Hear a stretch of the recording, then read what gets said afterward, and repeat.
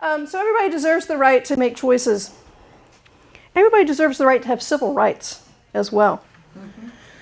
I don't know if you're aware of the fact, but when someone gets a guardian appointed by the court, there are certain civil rights that are taken away by default. Any ideas of what some of those rights are?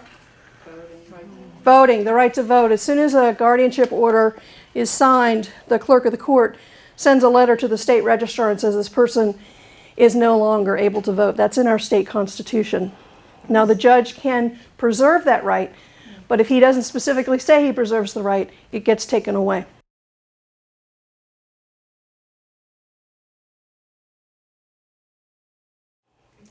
Yeah, because there are, guardianship is not black and white. That is right, and we're going to talk about that. There are different levels. That's right. We're talking here about a full guardianship, which is the most often one used. What are some other rights that are lost? Independence. Independence. To get married? The right to get married, get divorced. And with independence, it's the right to make choices about where you live, medical care, sometimes who you associate with, who you get married to, if you're married, whether you can get divorced or not. What are some other rights that are lost? Credit. Financial. Financial. So if someone has, in Virginia, that's a separate order. It's called a conservatorship, but it says the person cannot handle their own money. So they can't sign for a credit card. They can't sign for a car or an apartment.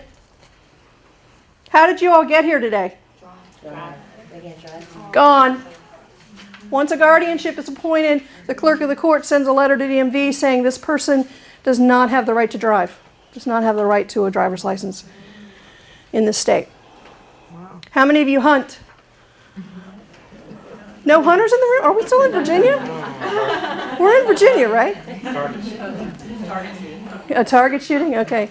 The right to possess firearms, gone. You get, the letter gets sent to that list of people who are not allowed to possess firearms, which I usually say is very important in Virginia, but evidently not to this group. Okay.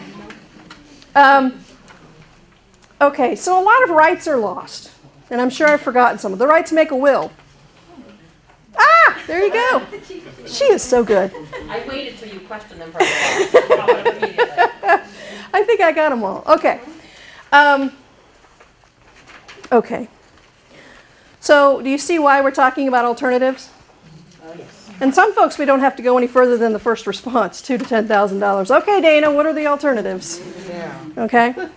All right. So let's go on with our vocabulary list here. We've talked about capacity. Okay, it's the ability to make decisions. It's the ability to take in information, make that informed decision, and then communicate what that decision is. I'm able to do all of those things. Okay? If I truly can't do all of those things, then somebody is going to have to step in and do a substitute decision making for me.